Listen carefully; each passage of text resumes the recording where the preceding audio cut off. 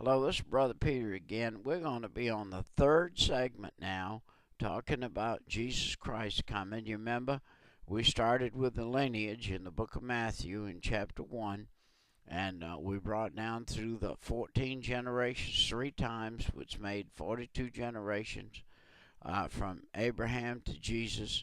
And we talked about him coming, being born of a virgin.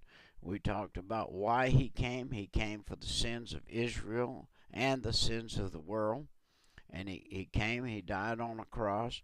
The last scripture we read in there was where Herod, in verse 7, then Herod, when he had when he had privately called the wise men, inquired of them diligently what time the star appeared. And he sent them to Bethlehem and said, Go and search diligently for the young child, and when ye have found him, he said, bring me word again, that I may come and worship him also. By the way, it says here that Herod sent them to Bethlehem. Really, Herod did give them permission to go, and they did go to Bethlehem. They were going to Bethlehem whether he sent them there or not. And they were going, following that star that Herod couldn't see. And so they went anyway. They were going. But Herod had a whole different plan for Jesus than these folks did. Remember now, they were carrying him gifts that he would need later on in life, and they were going to give them to Joseph and Mary. And so as they got into Bethlehem, verse 9, it said, when they had heard the king, they departed, and lo, the star which they saw in the east went before them, till it came and stood over where the young child was. And when they saw the star, they rejoiced with exceeding great joy. And when they were come unto the house, they saw the young child with Mary, his mother, and fell down and worshipped him.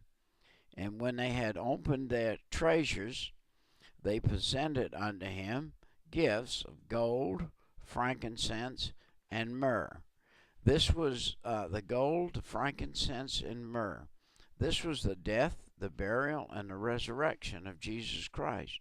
This represented already, this young child was just born, and it represented the death, the burial, and the resurrection, and the life of Jesus. He needed these things to have.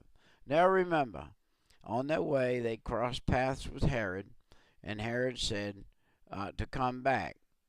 So they got been warned. Now in verse 12, listen to this. And being warned of God in a dream that they should not return to Herod, they departed unto their own country another way. So they bypassed Herod because they were warned that Herod was up to no good. And in verse 13, it said, And when they were departed, behold, the angel of the Lord appeared to Joseph in a dream, saying, Arise, and take the young child and his mother, flee unto Egypt, and be thou there until I bring thee word, for Herod will seek the young child to destroy him. Pardon me, but you see that the angel of the Lord came and told them what Herod's plan was, that he wanted to destroy the young child.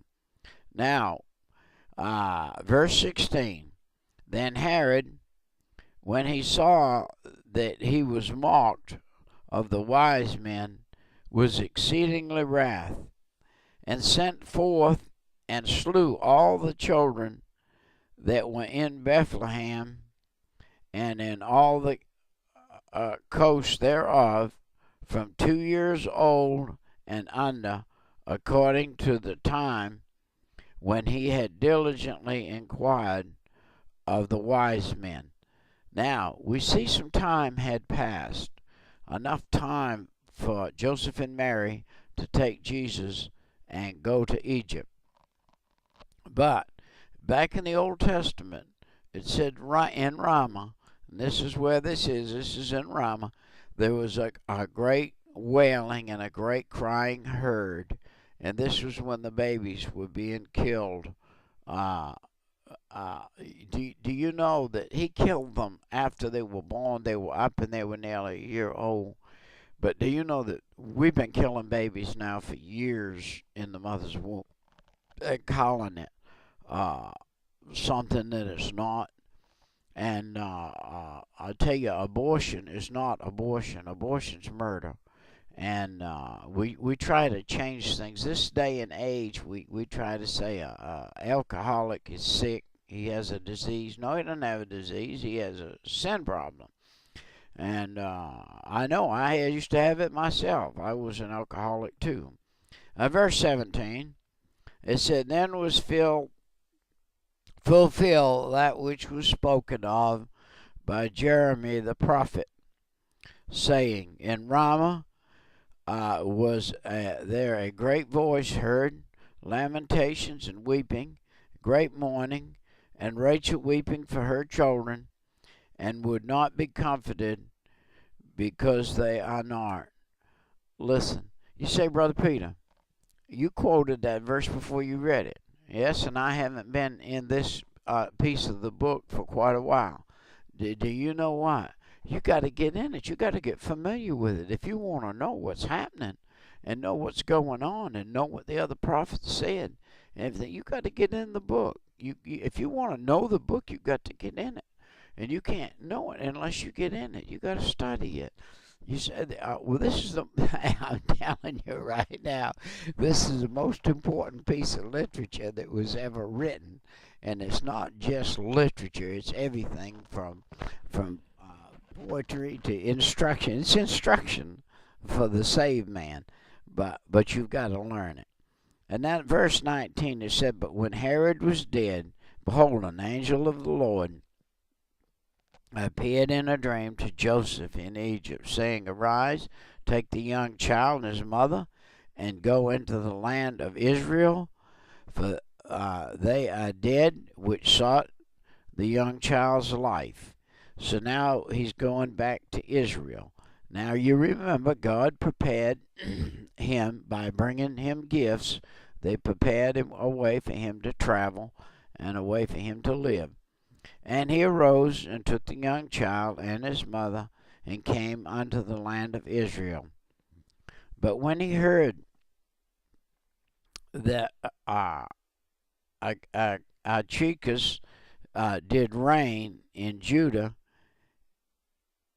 and in the room of his father Herod, he was afraid to go thither. And notwithstanding, being warned of God in a dream, he turned aside unto the parts of Galilee. And he came and dwelt in a city called Nazareth, that it might be fulfilled which was spoken by the prophet, He shall be called a Nazarene. Now, location makes you who you are, what you are sometimes. You could be born in Oklahoma, you're an Oklahomian. You could be born in Maine, you're a maniac. You could be born in Georgia, you're a Georgian. Or you can move to Georgia from Maine, which I did in 1965, and now I'm a Georgian. I'm still from Maine, but I'm a Georgian. Now Jesus had gone to Nazareth, and that he might be called a Nazarene. Now that was everything that Jesus did, you find in the Old Testament, written 2,000 years ago about him, and that what he was going to do. His life was written about and how it was going to be, and his life was told what it was going to be like before it was 2,000 years and longer ago. And so let's finish this right quick.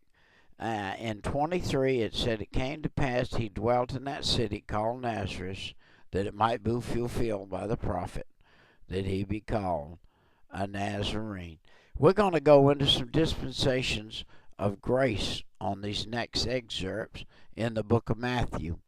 Now, this is our third excerpt in this book, and this Brother Peter, Tidbits from the Word.